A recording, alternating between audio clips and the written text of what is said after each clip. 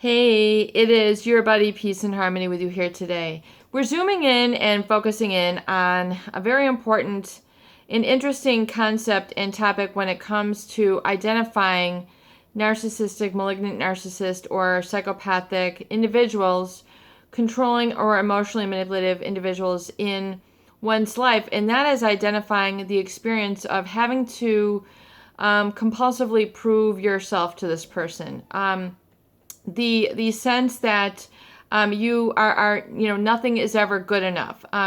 You have not completely satisfied them. That you have a deep undergirding feeling, maybe a sense of pain or insecurity or emotional pain, or a lot of people experience this as sadness that they can't quite put their finger on, but it's a constant need to be to proving yourself, your love, that you're good enough, you're talented, you're there for them. It's coming from an emotional traumatic bond, which is causing you to feel like you have to receive this individual's approval. Basically, the penultimate experience, or really what a lot of people end up struggling with in their life if they're in a relationship with a malignant narcissist, a covert malignant narcissist, or a psychopath, is they get on essentially like an emotional treadmill where they are striving, desiring, wanting approval, validation, acceptance, and belonging from this individual. And they oftentimes will dedicate their entire life or their life purpose towards trying to be accepted, validated, or how they feel approved. Someone's approval, like I am a good daughter, I am a good son, I am a good wife. They're trying to attain this validation or connection from an individual. Oftentimes, if they are a malignant narcissist or a psychopath, because of their lacking of empathy, that very essence that in their personality construct, there's a deficit where they don't have that as part of their emotional makeup, as part of their emotional intelligence. They have a deficit within the neural networks and the recesses of their brain. Essentially, there's a slowing down in activity in the areas responsible for that, and especially in the state of the psychopath, it's more pronounced. I mean, the dopamine receptors are heightened, so they really lack empathy, and because of oftentimes a heightened testosterone, it creates an aggression. It creates an emotional cocktail, if you will, a chemical basis for them to be very aggressive and lie pathologically and not feel guilt or remorse.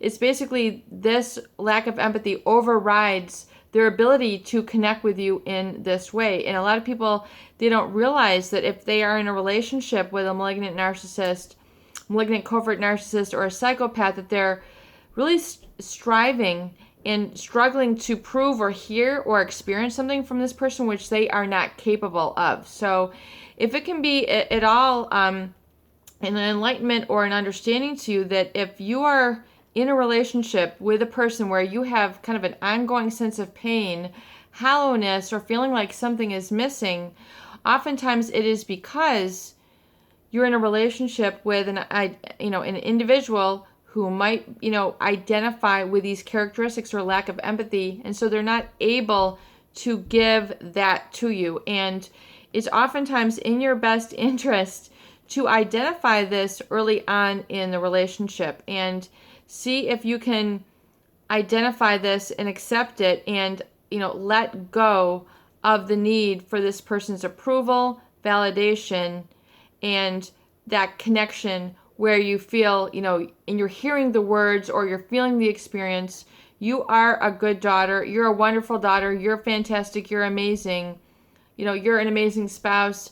I really, appreciate all that you have done. I appreciate your every day, your attention to this. This is so wonderful. Oftentimes you're not ever going to hear that, feel that, or experience that from a malignant narcissist or psychopathic individual because they don't feel it's important. They don't give that kind of validation. They don't give it.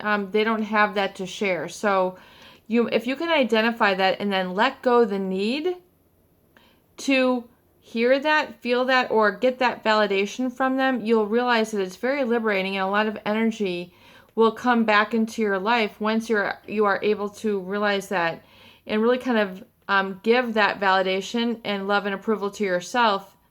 And furthermore, then take that out into the world, into your relationships where you already have that mechanism energized in place. And if initially you meet with resistance where this is very difficult for me to accept, or I don't think I can do this, give it some time.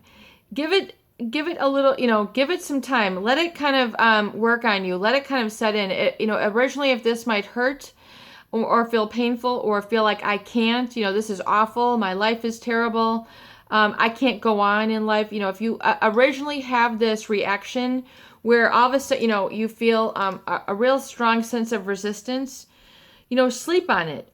Give it a couple days and see if you can then begin to resonate in acceptance and acknowledgement of it and get into an understanding, and then furthermore use radical action and see, what, maybe this is not so bad, maybe I can do this, and let it kind of work on you a little bit. Let that idea kind of soften up and soak into the recesses of your being and say, what, I can do this, I am doing this, I am validating myself, and I'm letting go of that struggle that has kept in place a lot of that need to prove or need to be validated by this individual. If you can let it go and kind of like cut the strings, literally, if you can, think of an emotional scissors, cutting it free so that it no longer has control over you on a subconscious level, I think you'll find it very liberating. And oftentimes it's that liberation that keeps people stuck. They're afraid of that energy and what it would mean in their life. It would mean them to be happy, to be fulfilled, to feel euphoria, to feel connection with their source, connection with what they truly want. And oftentimes it's been repressed mechanistically for so long that it's difficult for people to allow it to happen. So then, really begin to temper it and allow that positive energy to come into your life, and then, kind of mold and craft it. Get a sense of, being like at the helm of the floodgates, if you will. If it's oftentimes you've met with resistance and then you're liberated and feeling free, then begin to kind of keep a leverage or keep control and monitor your feelings as you engage in this through time. And I think this will become a very energizing understanding and acknowledgement for you in your life once you see and identify how this has created this pattern in your life, which has become troublesome or painful. Peace and harmony with you here today. I hope these videos do help. Please share and please subscribe for more great tools, videos, discussion, and support.